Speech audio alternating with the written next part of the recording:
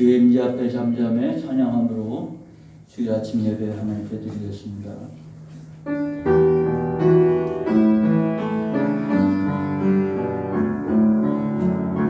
주의 임재 앞에 잠잠해 주 여기 계시네.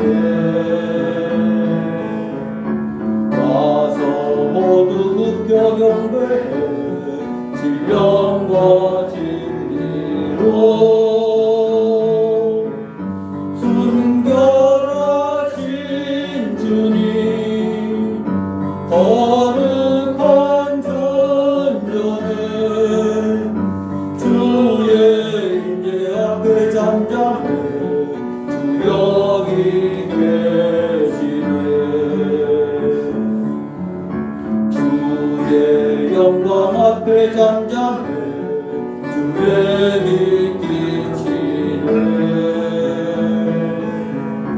거룩한 불 태우시며 영광의 반수네.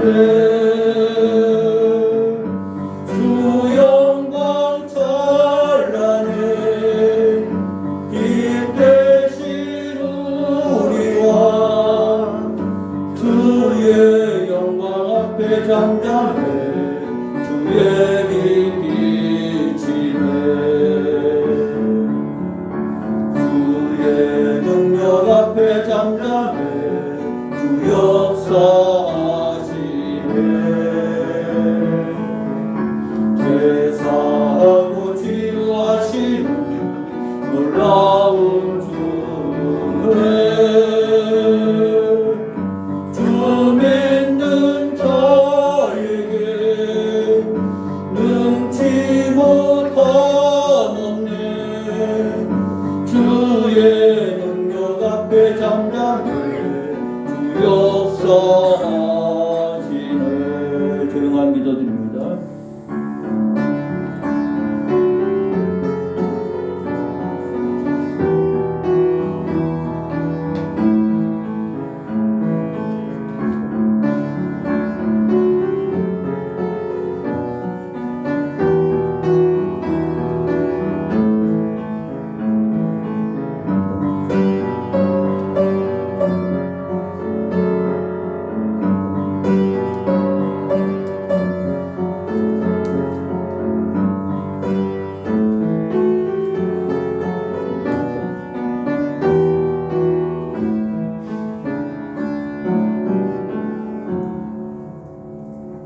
그런즉 군왕들아 너희는 지혜를 얻으며 세상의 재판관들아 너희는 교훈을 받을지어다. 여호와를 경외함으로 섬기고 떨며 즐거워할지어다. 그의 아들에게 입맞추라. 그렇지 아니하면 진노하심으로 너희가 길에서 망하리니 그의 진노가 급하심이라. 여호와께 피하는 모든 사람은 다 복이 있도다. 아멘. 할렐루야. 찬양과 영광을 하나님께 올려드립니다. 아주 혹한의 날씨 속에 하나님을 예배하기 위하여 모인 주의 백성들을 기억하시고 우리가 은혜 가운데 부름받았사오니 하나님의 거룩한 영광 가운데 찬양하며 주 앞에 나아갈 수 있게 하여 주옵소서. 어둠의 권세를 이기게 하시고 오직 주와 우리가 함께하는 온전한 예배로 말미암아 영광을 돌릴 수 있게 하옵소서. 예수님의 이름으로 기원하옵나이다. 아멘. 다 자리에서 일어나셔서 찬양으로 하나님께 영광 돌립니다. 31장입니다.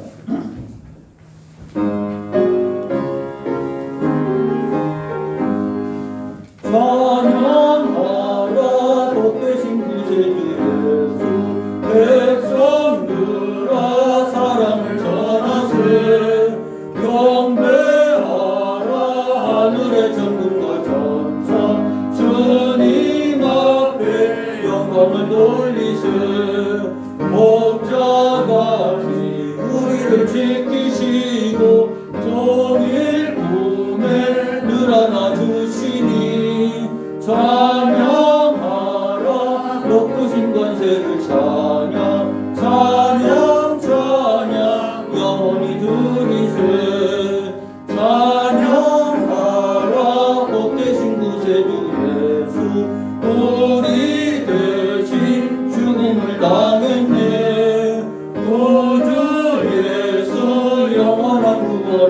소망 경배하며 영원히 절하세 찬양하라 우리 계시신 예수 그의 사랑 한없이 크셔라 찬양하라 높으신 권세를 찬양 찬양 찬양 영원히 드리세 찬양하라 복되신 구세주 예수 천사들아 즐겁게 찬양해 구주 예수 영원히 다스리시니 멸류관을 주 앞에 드리세 구주 예수 세상을 이기시고 영광 중에 또다시 오시니 찬양하라 높으신 권세를 찬양 찬양 찬양 영원히 드리세. 아멘. 자리에 앉겠습니다. 기도드리십니다. 사랑과 은혜가 풍성하신 하나님, 오늘도 예배의 자리에 있게 하시니 감사합니다. 새해를 맞이했지만 어수선한 세상 속에서 혹한이 겹치고 하나님 우리가 몸도 마음도 많이 움츠러드는 계절이고 시절이기도 합니다. 그러나 하나님 예배할 수 있는 저희가 되어지고 하나님의 섭리와 인도하심과 역사하심을 또한 믿는 자가 되었기에 오늘도 소망으로 주 앞에 나아갑니다. 하나님께 영광을 돌리기를 원하오니 주께서 함께하여 주옵소서. 우리의 연약함들이 그러나 그 속에서도 하나님께서 주신 은혜가 있어 신앙 고백하게 하시고 하나님 헌신하게 하시고 충성된 자의 삶으로 주 앞에 나아갈 수 있는 저희들 되게 하시니 감사합니다. 연약한 자이지만 그러나 주시는 은혜를 힘입어서 힘써 믿음으로 살 때 하늘의 위로를 받게 하시고 하나님께서 주시는 풍성한 은혜가 저희들의 심령 속에 넘치게 되어서 아버지 함께 이 어두운 세상에 빛이 되고 소금이 되라고 하신 말씀대로 살아갈 수 있는 저희가 되어지길 원합니다. 그러나 하나님 참으로 우리의 모습이 얼마나 연약하고 또 얼마나 부족한지요. 우리에게는 오직 예수 그리스도의 은혜가 아니면 설 수 없다는 사실을 더욱 절감하게 됩니다. 하나님 신앙에 굳건하게 설 수 있는 저희들 되게 하여 주옵시고 아버지 우리에게 기도의 소망을 주었사오니 기도할 수 있는 은혜를 더하여 주셔서 아버지 믿음 가운데 기도하게 하시고 기도 가운데 은혜와 응답을 받는 저희들 되어짐으로 인해서 영광을 돌리고 은혜를 베풀고 나누는 거룩한 하나님의 백성으로 살아갈 수 있게 하옵소서. 이 시간도 하나님 나라와 민족을 위해서 기도하오니 그리고 이 세상 하나님 온통 코로나19로 인해서 이제 더 확산과 폭발로 인해서 하나님 많은 사람이 확진자가 되어지고 또 많은 사람이 사망에 이르는 일들이 벌어졌지만 이제 너무 긴 시간을 반복하다 보니까 많이 무뎌지기도 했습니다. 그러나 하나님 이와 같은 재앙을 우리가 만난 적도 없는데 이와 같은 때에 우리가 하나님 앞에 겸비하지 않고서는 하나님 해결할 수 없는 문제라는 사실을 더 절감할 수 있게 하시고 오직 하나님 안에서 응답을 받고 해결되어지고 하나님 회복되어지는 저희가 될 수 있도록 함께하여 주시옵소서. 아버지 불쌍히 긍휼히 여겨 주옵시고 더 온전한 믿음으로 주 앞에 나아갈 수 있는 저희들 더욱 되게 하여 주옵소서. 아버지 하나님 오늘도 말씀을 듣고자 하는 저희들에게 하늘의 음성이 들려지게 하옵소서. 마음에 울림이 되게 하시고 감동이 되게 하시고 아버지 결단하는 삶이 있어짐으로 인해서 든든히 서가는 신앙이 되게 하여 주시옵소서. 오늘도 주의 은혜가 함께할 줄 믿사옵고 예수님의 이름으로 기도하옵나이다. 아멘.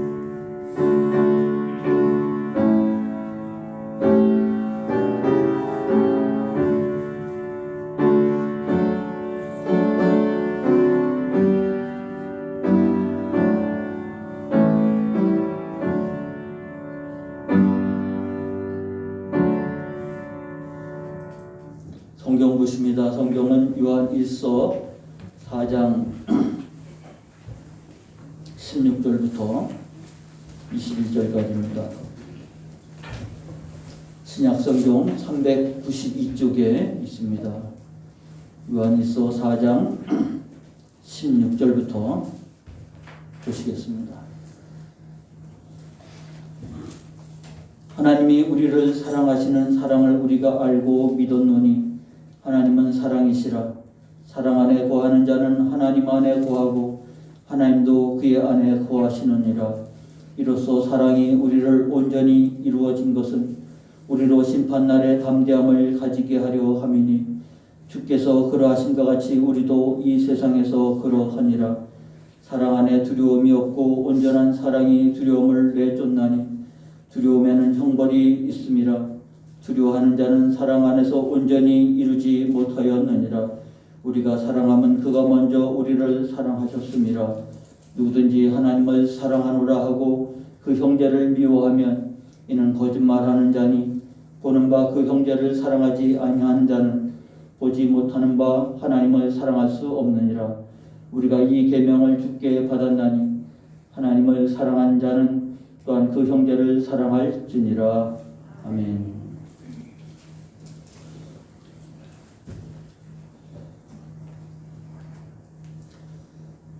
지난주 우리는 십귀한 구절을 통해서 우리가 함께 은혜를 받았습니다. 사랑하라, 한 번도 상처받지 않는 자처럼. 어쩌면 우리가 살아야 할 과제일 것입니다. 오늘 설교 제목은 사람은 무엇으로 사는가.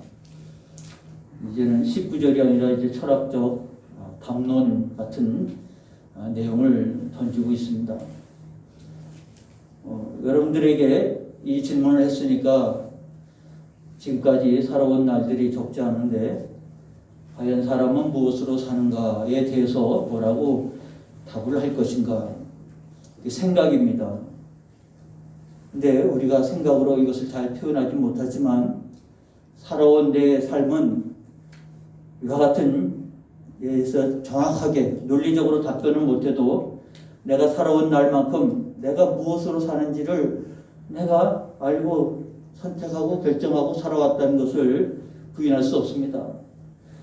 그것이 이제 우리의 인생의 열매가 되어질 것이고 결과가 되어질 것이지만 그러나 그것이 무엇인지를 한번 생각해 보는 과정이 필요합니다. 근데 이 제목은 사실 톨스토이라고 하는 러시아의 대문호라고 표현을 하죠. 소설가인 톨스토이의 하나의 작은 이야기입니다. 1800년대 후반에 이 톨스토이가 살던 그 시대에 이 러시아라고 하는 나라가 어딘지 잘 아시죠? 지금처럼 이 혹한의 날이 아주 일상화된 곳입니다. 그런데 그곳에서는 지금처럼 문명의 혜택이 없으니까 사람들이 오랫동안 내려온 이야기들이 이렇게 출판이 되어서 사람들 앞에 이제 팔리는 겁니다.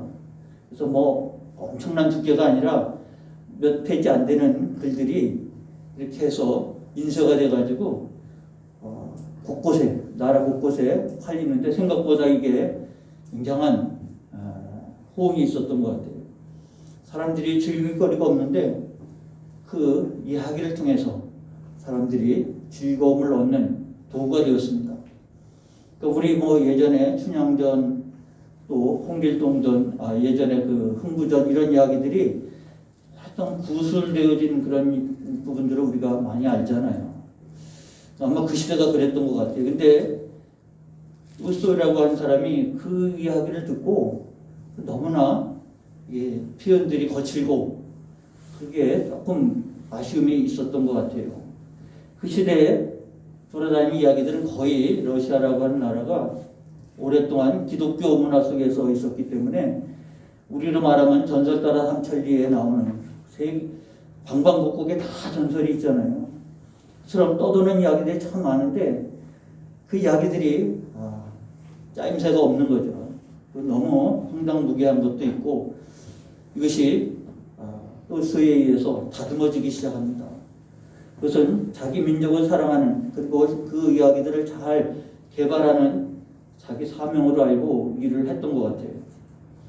말하자면 우리가 그 1등급 한우를 먹을지 몰라가지고 그냥 막 잘라서 그거를 구워 먹든지 삶아 먹든지 밖에 못 하는데, 전문 셰프가 있으면 이거 부위별로 잘라가지고 이거는 이렇게 먹는 게 좋습니다. 이건 이렇게 먹는 게 좋습니다. 또 거기다가 양념도 하고 요리도 해서 불고기가 되기도 하고 스테이크가 되기도 하고 묵국, 무를 집어넣어서 묵국, 소고기국이 되기도 하고, 전문 요리사에 따라서 그 날 것 그대로가 아니라 훨씬 맛있는 요리를 먹을 수 있는 것처럼, 바로 또 저희는 자기 나라 안에 떠도는 수많은 이야기들을 이렇게 정리를 했어요. 그 중에 하나가 바로 이 제목입니다. 사람은 무엇으로 사는가. 여기에 시작은 이렇게 시작이 됩니다. 한 구두장이가 마누라와 자식을 거느리고 어느 농가에 새들어 살고 있다. 이렇게 해서 시작이 되는 이야기입니다. 그러니까 이 한 문장에서 많은 것들을 얘기를 하고 있어요. 농가에 새들어 살고 있고, 그는 구두를 만들고 구두를 수선하는 사람이고, 워낙 가진 재산이 없으니까 그렇게 해서 하루 벌어서 하루 먹고 살 수밖에 없는 아주 열악한 환경 속에 사는 사람입니다. 근데 이 혹한의 러시아에서 살기 위해서 꼭 절대적으로 필요한 것은 외투입니다. 그 짐승 털로 만든, 모피로 만든 외투가 절대적으로 필요한데, 이 집에는 외투가 부인용으로 된 하나밖에 없었습니다. 그러니까 외출하려면 남편과 아내가 동시에 외출할 수가 없어요. 하나밖에 없으니까. 그래서 그들이 오랫동안 계획하고, 모피 하나 사다가 구두를 만드는 사람이니까 자기가 그것을 이어서 외투를 만들 수 있겠다 싶어서 외상값이 깔려있는 그 시내로 나가서 외상을 받아가지고 모피를 사다가 이제 외투를 만들 요량으로 밖으로 나갔습니다만, 외상은 하나도 못 받고 그냥 빈 털터리로 들어오는데, 교회 문 앞에 맨 젊은이가 홀라당 벌거벗은 것으로 떨고 있는 것을 발견하게 됩니다. 그 상황에서 내가 어떻게 되나 눈을 지끈 감고 그냥 지나가 버립니다. 그런데 몇 발짝은 못 가서 어떻게 이 추위에 저렇게 벌거벗고 떠오는 것을 보고 그냥 지나갈 수 있을까? 돌이켜 와서 자기 겉옷을 벗어서 자기 집에 하나밖에 없는 외투인데 그걸 걸쳐 줍니다. 그리고서 보내려고 했더니 갈 데가 없는 거예요. 그래서 그를 데리고 집으로 들어오니까 집에서 또 난리가 납니다. 서울하는 모피는 안 사갖고 오고 그 옷도 벗어가지고 거기다가 입히고, 그 젊은이를 데리고 오는데 아주 우라통이 터져서 난리가 났죠. 한바탕 난리 치고 난 다음에 대책이 없습니다. 내쫓을 수도 없고, 그런데 내일을 위해서 만들어 놓은 빵을 불쌍해서 그걸 띄워주는 거죠. 그 일로 말미암아 이제 그 집에서 사는 한 젊은이가 있었던 겁니다. 이 이야기가 이제 그렇게 해서 시작이 되는데, 이제 저는 소설적인 재미는 이제 띄워놓고 내용으로만 설명을 해준다고 하면, 이 젊은이는 천사입니다. 근데 하나님의 말씀을 어겨서 벌을 받아서 인간 세계를 쫓겨 내려온 거예요. 다 벗어서 그렇게 오돌오돌 떨 수밖에 없는 상황입니다.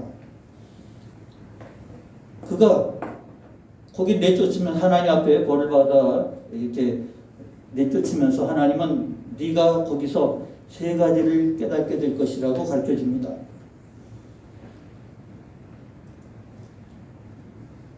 이 사람이 바로 미하리였는데, 천사 미하리였는데, 하나님께서 그를 쫓아보내면서 너는 인간 세상에서 이 세 가지를 배우게 될 것이다. 첫째는 인간 안에는 무엇이 있는가? 둘째, 인간에게 허락되지 않은 것은 무엇인가? 셋째, 사람은 무엇으로 사는가를 배우게 될 것이다. 근데 그가 첫날 바로 이 시몬이라고 하는 구두장이 집에 들어가서 첫 번째 사실을 깨닫게 됐어요.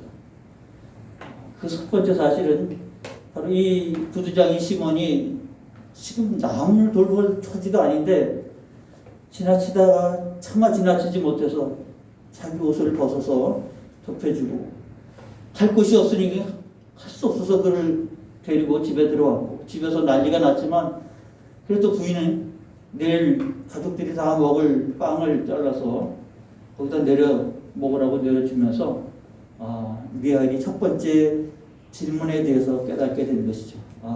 인간 안에 무엇이 있는가? 이 참혹한 현실 속에서도 그들이 자기 것을 내어주는 사랑을 경험하게 됩니다. 인간 안에는 사랑이 있구나. 그러고서 그 집에서 같이 지내면서 이제 구두를 만들고 그리고 수선하는 걸 배우게 되죠. 1년 지나서 어떤 부자가 찾아옵니다.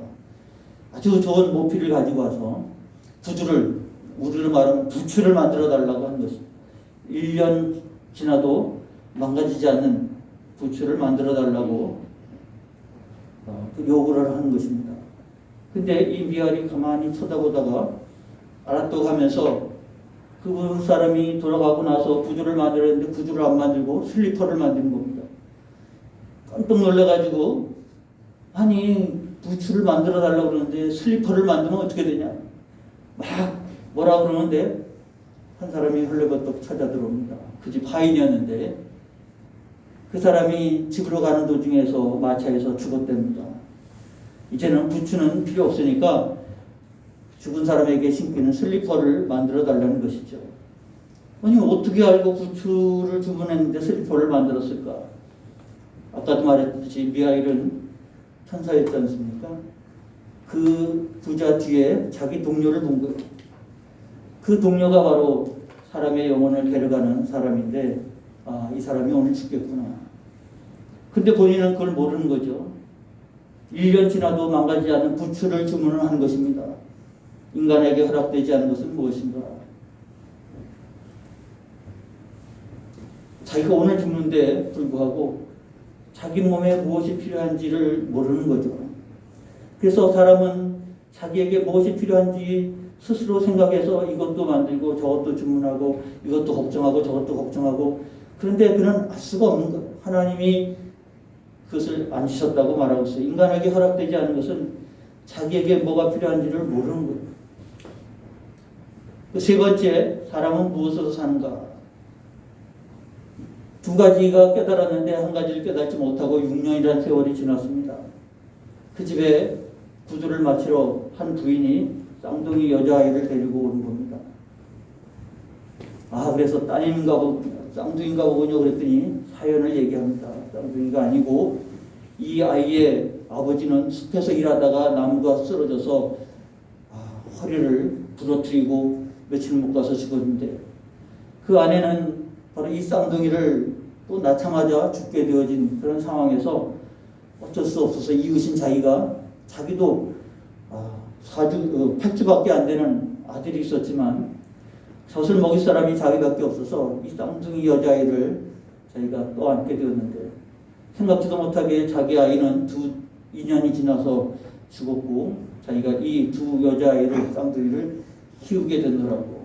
근데 그 중에 한 아이가 다리를 절었거든요. 근데 이 이야기를 미하일이 들으면서 세 번째를 깨닫게 된 거예요. 미하일이 왜 하나님 앞에 범죄했냐면 하나님이 미하일에게 가서 그 쌍둥이 엄마를 그 영혼을 데려오라고 시킨 거예요.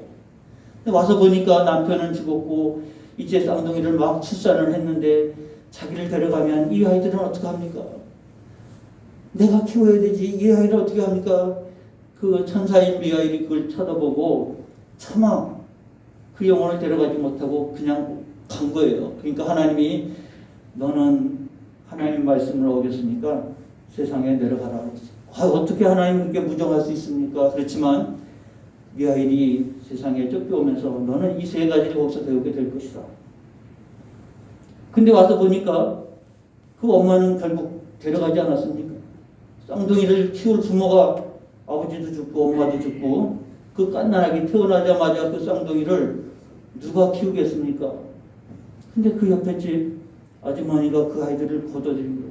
정작 자기 아이는 2년 만에 죽었고 자기가 젖을 먹여서 그 아이를 키웠는데 감사하게도 얘네들이 잘 크고 그와 더불어 자기 사업도 잘 되고 얘네들로 인해서 내가 굉장히 행복했다고. 만약 이 아이도 없는 상태에서 내 아들도 죽고 그랬다고 하면 나는 어떻게 살았을지 모르겠노라고 얘기를 하는 과정에서 미하일이 이 세 번째 질문에 대해서 답을 얻게 되는 겁니다. 사람은 무엇으로 사는가? 걱정함으로 염려함으로 사는 것이 아니라 바로 사랑함으로 산다고 하는 사실을 깨닫게 되는 것입니다. 바로 사람은 무엇으로 사는가에 대한 이야기의 결론 부분입니다. 어쩌면 이 이야기가 지금부터 한 140년 전, 아니 그 오래전부터 내려온 이야기를 또 저희가 이렇게 잘 정리를 했던 내용이고요. 감동적으로 기록을 하고 있습니다.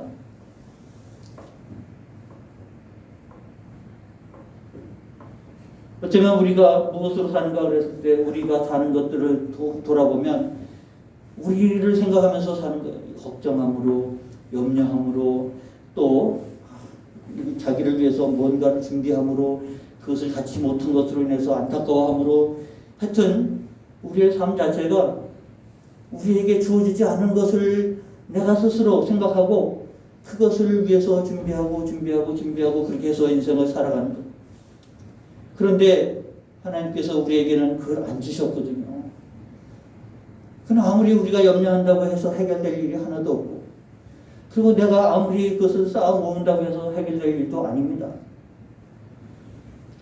우리 CCF 목사님 중에서 우리가 모이는 그 광명교회 목사님이 그런 얘기를 늘 했어요. 자기 교회 신앙생활을 잘 하시는 부부가 있었는데 두 분 다 교사입니다. 그리고 은퇴를 하셨어요. 이제 연금을 받잖아요. 근데 자녀가 없는 거예요. 그러니까 그들이 매달 받는 연금이 이렇게 나갈 일이 별로 없으니까 그 사람들이 건강에 관심이 많으니까 잘 먹고 좋다고 하는 모든 한약재, 좋다고 하는 모든 알약은 다 사서 몸을 위해서 그렇게 사는 거죠. 근데 결과가 건강하게 산 것이 아니라 몸이 다 망가져서 고칠 수 없는 상황이 돼서 죽었다고 하는 것이죠.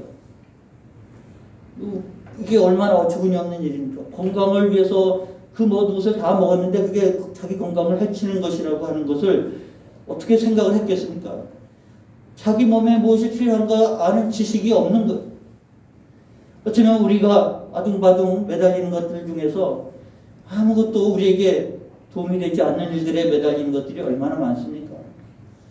정말 우리에게 필요한 것이 무엇인지를 우리가 알 수가 없고요. 그것은 하나님께 맡기고 주의 뜻대로 살아가야 됩니다. 중요한 것은 미하일이 발견한 것처럼 사람에게는 그 어려운 중에도 뭔가 사랑하려고 하는 사랑이 있고, 그리고 그것으로 말미암아 사는 것이 인생이라고 하는 사실을 발견했습니다. 근데 여러분, 요새 지금 정인이 사건으로 난리가 나지 않았습니까? 뉴스를 보신 분들은 그 무슨 소리인지 잘 아시죠?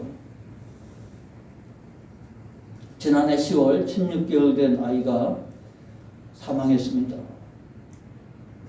그리고 얼마 전에 방송국에서 그것이 알고 싶다라고 하는 프로그램을 통해서 왜 이 아이가 죽었는지, 이 아이는 입양된 아이입니다. 근데 입양돼서 그 아이가 여러 차례 부모에게 팽당한 흔적들을 발견하고 유치원 선생님들이 아동 학대로 신고를 3차례나 했는데도 불구하고 결국 부모에게는 아무 혐의가 없다고 하고 아이는 돌아왔지만 결국 작년 10월에 사망을 한 사건이고요. 요새 그 내용이 밝혀져서 난리가 났습니다. 더 충격적인 것은 두 사람이 양부모가 다 신앙생활을 하는 사람이고, 더 심각한 것은 그 아버지가 목사님이고 어머니는 어린이집 원장이라고 하는 것이죠. 아주 공분을 일으켜서 지금 아동학대에 대한 법제정을 했다고 하는 소식을 듣긴 했습니다만, 이야기를 들으면 사람은 무엇으로 사는가라고 하는 천자가 내려와서 깨달았다고 하는 이 소의 이야기가 너무 허무맹랑하게 들리지 않습니까? 이건 동화 같은 얘기지, 지금 세상에 아이를 학대해서 그래서 뼈가 부러지고 안에 장기가 터져서 죽을 수밖에 없는 이 참혹한 현실이 어떻게 사람이 저럴 수 있을까? 공분을 일으키고 있는 바로 이런 현실 속에서 이런 또 소희가 전해 내려온 이야기지만 이것을 정리한 이야기가 너무 허무맹랑하게 들립니다. 아니, 사람에게 사랑이 있고 사람은 무엇으로 사는가? 사랑으로 산다고 결론을 내리고 있는 이야기가 너무 어처구니 없어 보인다고 하는 것이죠. 근데 요즘 우리 세계는 반려견, 반려묘, 그러니까 고양이, 개를 자기 자식처럼 키우는 사람들이 얼마나 많습니까? 엄청난 비용을 투자를 해서 아이들에게 자기 자식인 양 좋은 걸 먹여야 된다고, 좋은 걸 입혀야 된다고, 또 미장원에도 다니고 병원에도 다니고, 그래서 들어간 비용이 상당한 비용이 들어간다고 합니다. 다는 아니지만 이와 같은 세상에서 아이를 입양해가지고 그 아이를 얼마나 학대를 했으면 뼈가 부러지고 장기가 터져서 죽어야 되는 이와 같은 일들이 벌어지는 현실 앞에 우리는 이러한 또 소의 이야기나 아니면 오늘 성경 본문과 같은 이야기들이 너무 허무맹랑하게 들려온다고 생각하지 않습니까? 140년 전에 쓴 또 소희가 정리한 이 이야기는 오늘 본문은 100여 년 전, 그러니까 2000년 전에 쓰여진 성경 말씀인 이 시대가 얼마나 맞지 않는지 여러분 그렇게 생각하지 않습니까? 그런데 우리가 이것을 다시 한번 더 생각해 보면 그렇기 때문에 우리는 이렇게 살아야 된다고 하는 것에 대해서 더 도전을 받는 아침이 되어야 됩니다. 공분을 일으키죠. 그 생각만 하면 가슴이 아픈 거죠. 그 아이의 동영상도 많이 지금 돌아다니고 생전의 동영상도 그 사진을 보면 얼마나 가슴이 아픕니까? 개도 그렇게 사랑하는데 고양이도 그렇게 사랑하는데 사람을 그 자기가 키우겠다고 입양을 해놓고 그것도 신앙이라고 하는 사람들이 도대체 이해가 안 되는 그런 부분인데 사람 안에는 무엇이 있는가? 그리고 사람은 무엇으로 사는가? 이 같은 질문에 도대체 그 사람은 어떤 생각을 가지고 입양을 했고 어떤 생각을 가지고 폭력을 행사했는지 라는 생각을 해보게 됩니다. 근데 오히려 이와 같은 공분을 일으키는 일이지만 오히려 그래서 우리는 이렇게 살면 안 됩니다. 우리가 정말 살아야 할 삶이 무엇인가 라는 사실을 깨우치는 아침이 되어야 합니다. 오늘 이 이야기의 끝은 이렇게 마칩니다.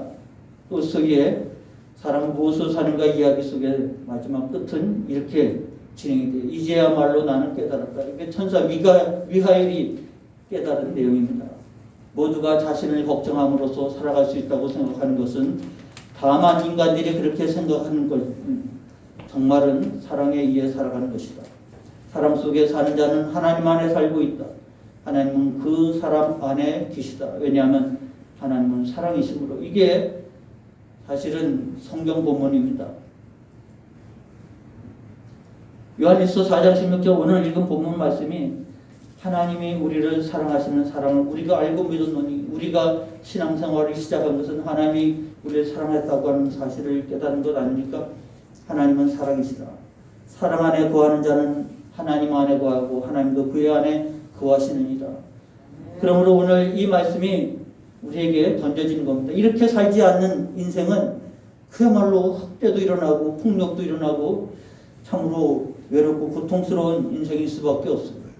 우리가 하나님이 우리를 사랑하시는 사랑을 우리가 알고 믿은 것, 우리 신앙은 사랑으로 말미암아 사랑의 씨가 사랑의 생명이 우리 속에 심겨졌다고 하면 우리는 그 사랑 안에 거하는 자입니다. 천사 미하엘이 아마 깨달은 바가 사랑 안에 무엇이 있는가 이거를 깨우친 거예요. 사랑 안에 거하는 자는 하나님 안에 거하고 하나님도 그의 안에 거하시니까 그러므로 사람은 무엇으로 사는가? 라고 하는 이 질문에 답을 한 것이죠. 하나님을 사랑하는 사람 안에 무엇이 있는가? 첫 번째 질문에 대한 답을 성경적으로 찾으면 그렇습니다. 우리가 사랑하면 하나님 먼저 우리를 사랑하셨는데 이로써 사랑이 우리에게 온전히 이루어졌다. 오늘 요한일서 4장 17절 여러분 읽은 성경에 17절에 이로써 사랑이 우리에게 온전히 이루어졌다고 말하고 있습니다. 여러분들이 오늘 나와서 예배하는 것은 사랑이 여러분 안에 온전히 있는 거죠. 여러분을 통해서 사랑이 사람 안에 있구나. 인간 안에 사람 안에 무엇이 있는가? 사랑이 있는 거죠. 그 사랑이 있는 사람은 결과가 이렇게 나타납니다. 이로써 사랑이 우리에게 온전히 이루어진 것은 우리로 심판날에 담대함을 가지게 하려 합니다. 또한 사랑 안에는 두려움이 없고 온전한 사랑이 두려움을 내쫓나니 여기서 말하는 담대함이나 두려움이라는 것은 무엇을 말하겠습니까? 하나님을 사랑하고 그 사랑 안에 사는 사람들에게는 한 것도 두려움이 없습니다. 담대함을 가집니다. 그것이 죽음이라 할지라도 그 어떤 고통스러운 일이라 할지라도 하나님을 사랑하는 그 마음이 그 속에서 온전히 이루어지면 두려워하지 않습니다. 담대함을 가지게 됩니다. 저는 이 말씀을 설명하기 위해서 한 사람의 이야기를 하려고 합니다. 루비 캔드릭이라고 하는 선교사입니다. 서울 양화진에 가면 그 절두산 밑에 옆에 외국인 선교사 묘지가 있어요. 이 땅에 처음 들어온 선교사들이 이 땅에서 죽었는데 그 사람들을 묻을 땅을 한 평도 없는 거예요. 그래서 고종 황제한테 이 외국인들을 묻을 수 있는 땅을 달라 하고 요구했을 때 바로 이 모래 땅인 한강변에 이 땅을 나라에서 외국인들이 들어가서 묻힐 수 있는 땅을 준 거예요. 근데 이 땅에 묻힌 사람의 거의 대부분이 다 선교사들이죠. 그 중에 저는 이 많은 사람들의 묘비명 속에서 그 사연들을 한때 배우기도 했고 그리고 또 성도들과 함께 여기 투어도 하기도 했고 근데 제가 여기서 가장 마음에 부딪혔던 사람은 바로 루비 캔들이라고 하는 여자 선교사님입니다. 그 묘비명에 이런 글씨가 써 있어요. 그 내용이 뭐냐면 만일 내게 1000개의 생명이 있다면 그 모두를 조선에 바치리라. 이 루비 캔드릭 선교사는 아주 어린 나이에 이 땅에 선교사로 온 사람입니다. 24살에. 여기 너무 작아서 잘 안 보이네. 개성에 와서 이제 적응하면서 선교 사역을 하려고 하는데 이 맹장이 걸린 거예요. 그 개성에서는 안 되니까 서울로 와서 수술을 하는 중에 결국은 9개월 만에 사망을 한 겁니다.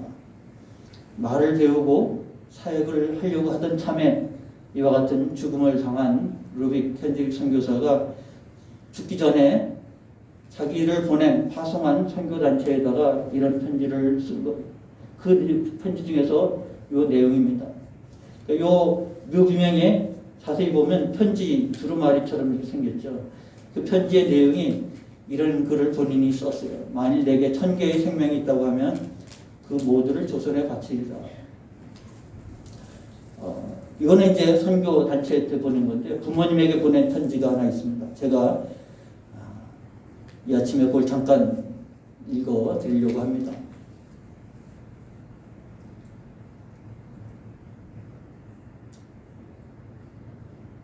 작동이 빨리빨리 안 되네.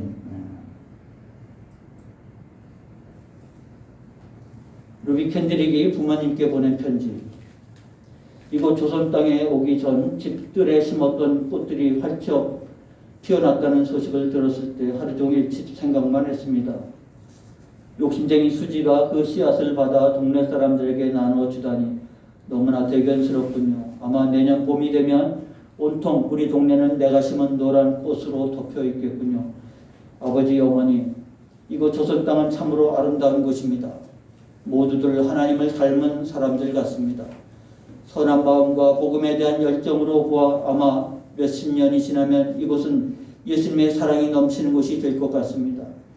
저는 복음을 듣기 위해 20km를 맨발로 걸어온 어린아이들을 보았을 때 그들 안에 있는 하나님의 사랑 때문에 오히려 위로를 받습니다.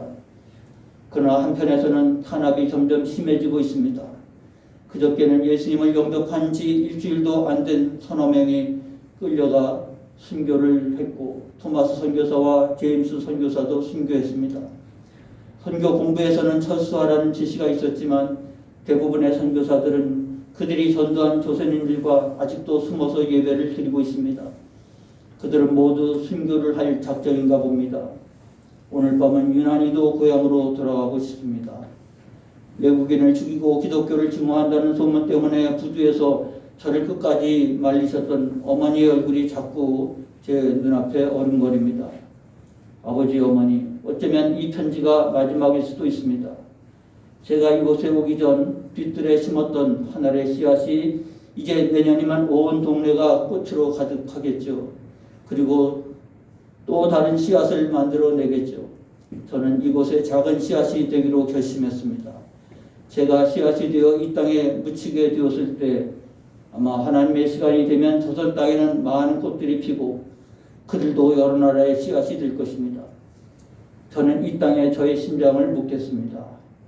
바로 이것은 제가 조선을 향해 가지는 열정이 아니라 하나님께서 조선을 향해 가지신 열정이라는 것을 알게 되었습니다. 아버지, 어머니 사랑합니다. 이게 생전에 그가 아버지, 어머니에게 보낸 편지입니다.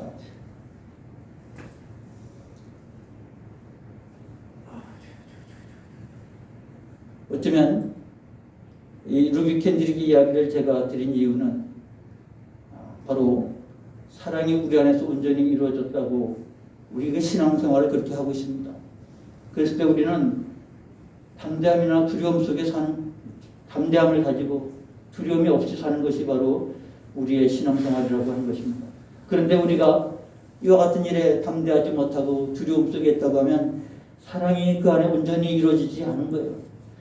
하나님의 사랑이 우리 속에 있는데도 불구하고 그것이 우리 속에서 묻혀 있는 거죠. 그것이 묶여 있는 겁니다. 사람이 무엇으로 사는지 천사가 보니까 그 어려운 중에도, 그 불쌍한 중에도 사람이 걱정하고 근심해서가 아니라 사랑을 베풀고 사랑으로 떠안고, 그래서 내가 이것을 떠안음으로 인해서 내가 어떠한 어려움이 당할까라는 두려움이 없는 거예요. 내가 이것을 떠안음으로 얼마나 큰 손해를 볼까라는 두려움이 없는 거예요. 이게 하나님이 기뻐하시는 일이라고 그러면 담대함으로 하는 거예요. 그러니까 그 쌍둥이 여자아이를 떠맡은 부모가 이것저것 생각했다면 그 아이를 어떻게 떠맡겠습니까? 나도 이제 8주밖에 안 되는 어린아이를 젖먹여야 되는데 어떻게 이 쌍둥이 여자아이를 내가 맡을 수 있습니까? 라고 생각하면 못하는 거죠. 근데 사랑이 그 안에서 온전히 이루어졌으니까 두려움이 없는 거예요. 계산하지 않아요. 담대함으로 그냥 하는 거예요. 그냥 하나님께서 그의 삶을 축복하셔서 내가 아들은 잃어버렸지만 이 두 아이를 가짐으로 이로 인해서 내가 얼마나 큰 위로를 받았는지, 그리고 하나님 내게 얼마나 이로 인해서 복을 주셨는지 너무 감사하다고 하는 그 고백이 위아리 천사인지 알아서 했겠습니까? 몰라도 그가 깨닫는 거죠. 그 깨닫는 순간 이제 그는 하늘나라로 다시 복귀하는 과정을 겪었다고 하는 것이 그 소설의 마지막 내용입니다. 어쩌면 우리에게 있어서 이 같은 사실이 하나님께서 우리에게 주신 하나님의 사랑이 우리 안에 숨겨져 있고 사랑이 우리 안에 온전했다고 하면 그것이 발산이 되어야 됩니다. 하나님 그대로 있으면 썩어서 존재가 없어지는데 그것이 우리 속에서 확산이 되어서 썩어지면 그게 수많은 씨앗이 되고 30배, 60배 열매가 되고 또 그것이 또 다른 열매가 되어지는 것이죠. 사람은 무엇을 합니까? 우리가 이 같은 삶을 살아가지 않으면 그럼 우리는 신앙인이라고 말할 수가 없는 거예요. 누군지 하나님을 사랑하노라 하고 그 형제를 미워하면 이는 거짓말하는 자니 보는 바 그 형제를 사랑하지 아니한 자는 보지 못하는 바 하나님을 사랑할 수 없습니다. 우리가 이 계명을 주께 받았나니 하나님을 사랑한 자는 또한 그 형제를 사랑할지니라. 그게 사는 길이에요. 나도 살고 나로 말미암아 내 이웃도 살고 하나님이 우리에게 주신 것은 그거예요. 우리는 앞의 일들을 알 수 있는 지식을 하나님은 주시진 않았어요. 미래를 다 알 수 있는 것을 주시지 않았어요. 지금은 내가 이것이 좋다고 유익하다고 하지만 그것이 내게 해가 될 수도 있는 거예요. 지금은 내가 이것이 해가 되고 어렵고 그래서 정말 어렵게 내가 또 안았지만 그것이 우리에게 하나님의 축복이 될 수도 있다고 하는 사실은 우리에게 지식을 주시지 않았기 때문이에요. 단지 우리에게 주신 것을 가지고 하면 되는 거예요. 그 다음에는 하나님께서 하실 것입니다. 하나님의 말씀대로 하나님께서 우리를 따로따로 떨어뜨리지 않고 아마 우리가 이 모든 것을 다 알았다고 하면 다 따로따로 혼자서 살아도 잘 살 거예요. 그러나 우리가 혼자 살도록 만들지 않았어요. 가정을 이루게 하셨고 교회 공동체를 이루게 하셨고 왜 그러셨습니까? 우리는 앞에 일을 모르기 때문에 서로 사랑함으로 또 안아주는 거예요. 사랑함으로 서로 섬겨주는 거예요. 그러므로 가정을 세우고 공동체를 이뤄가는 것이 하나님의 말씀입니다. 우리가 이 본분을 따라서 살아갈 때 그게 우리가 사는 길이에요. 그게 하나님께 영광이 되는 길도 그게 예배입니다. 오늘 새해 들어서 우리는 하나님의 교회 그리고 공동체 그 안에서 우리가 살아야 할 삶이 이거는 사치가 아닌 거예요. 액세서리도 아닙니다. 이거는 우리의 생명이에요. 우리의 본분이에요. 우리가 그렇게 살지 않으면 우리 영혼은 죽어요. 그 교회도 죽습니다. 그 공동체도 죽는 거예요. 그러나 우리가 이렇게 살면 생명의 얼음 땅도 깨뜨리고 생명의 싹을 틔울 수 있는 바로 힘이 하나님 우리를 이렇게 만드셨다는 것이 하나님의 사랑이 우리 안에서 온전케 되었기 때문에 우리가 그렇게 살 때 은혜가 돼요. 기쁨이 돼요. 선교지에 가서 그렇게 땀 흘리면 얼마나 고생스러운지 몰라. 그러나 기쁨이 거기서 있어요. 왜냐하면 하나님이 우리에게 주신 사랑이 거기서 터지는 거예요. 그거는 경험해보지 않으면 모르는 거죠. 꼭 선교지만 가는 게 아니고 우리 공동체 안에서도 우리가 그렇게 사랑하고 섬길 때 그 생명이 사는 거예요. 그 생명이 살 때 그 주위에 또 씨앗이 번져서 더 큰 하나님의 나라를 세워가는 것입니다. 새해를 맞이해서 여러분에게 사람은 무엇으로 사는가? 생각으로 여러분이 논리적으로 답하지 않는다 할지라도 여러분이 마음이 쫓아가야 돼요. 몸이 쫓아가야 되고 그래서 그 모습을 통해서 사망에서 생명으로 옮긴 자 하나님의 사람으로 살아가는 여러분 되시기를 축원합니다. 기도하겠습니다. 하나님 아버지의 은혜 감사합니다. 우리에게 주신 은혜가 있는데도 불구하고 하나님 우리는 그 은혜를 잊어버리고 생각하고 걱정하고 염려하고 그리고 움켜쥐고 우리는 그 일을 알지 못하는데도 불구하고 내게 유익이 될 거라 내게 도움이 될 거라고 생각하고 하는 모든 일들이 얼마나 지나고 나면 어리석은 일들이 되어버리는지요. 하나님이 우리에게 주신 것 그리고 우리가 깨달아야 할 것은 우리 안에 사랑을 주셨고 사랑을 온전케 하셨는데 그것이 우리를 통해서 그대로 하늘 그대로 썩어가지 않고 그것이 우리 안에서 썩어 생명을 싹 틔우고 그로 말미암아 우리의 손짓, 우리의 목소리, 우리의 생각, 우리의 언어, 우리의 가지고 있는 것들을 통해서 사랑을 베풀고 나눌 때 생명은 그에서 자라고 생명은 그에서 성장해 가는 것인 줄 압니다. 두려워하지 않게 하시고 두려움에 빠지지 않게 하시고 하나님 담대하게 하나님 사랑할 것을 한 번도 상처받지 않는 것처럼 그렇게 사랑하는 주여 저희들의 삶이 될 수 있게 하옵소서. 예수님의 이름으로 기도하옵나이다. 아멘. 찬송 218장 찬송 부르며 준비하신 예물을 봉헌하도록 하겠습니다.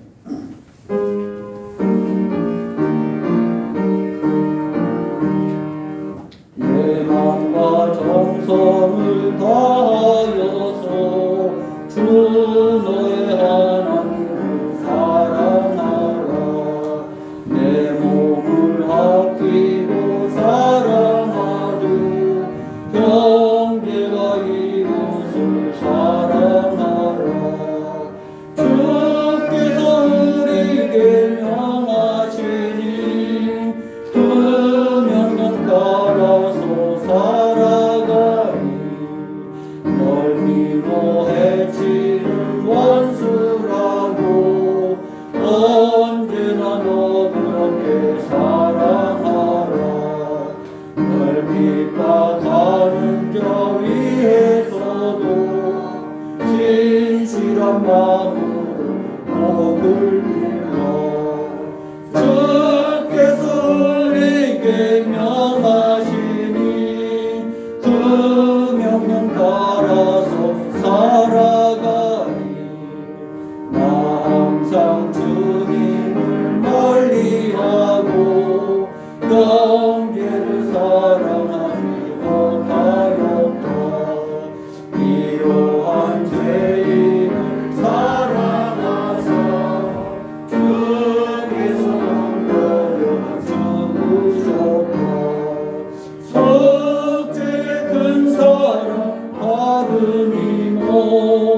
내 생명과 바쳐 충성하리.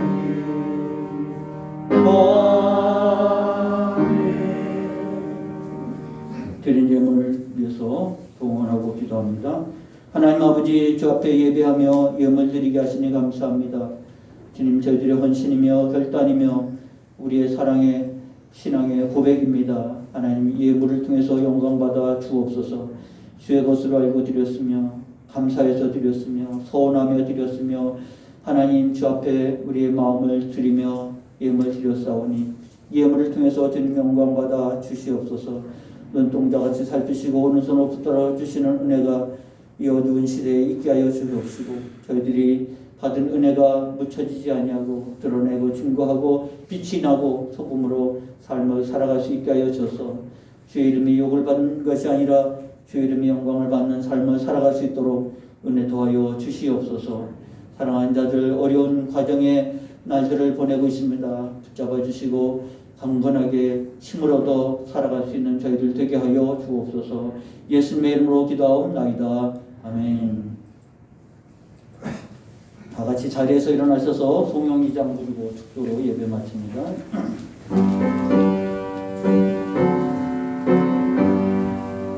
찬양 성부 성자 성령 성삼위의 주께 영원으로 하기까지 영광을 돌리세 영광을 돌리세. 아멘. 이제는 우리 주 예수 그리스도의 은혜와 하나님 아버지의 무한한 사랑하심과 성령님의 감화감동 교통 충만하심이 오직 주의 말씀을 붙잡고 주께서 우리에게 주신 바 은혜를 굳게 할 뿐만 아니라 이루게 하여 살아가는 저희들의 삶이 되어진 것을 깨달아 아버지 하나님 이와 같이 사랑하며 살아가는 거룩한 백성이 되기를 결단하며 나아가는 모든 주의 백성들 머리 위에 지금부터 영원토록 함께 하옵기를 간절히 축원하옵나이다. 아멘.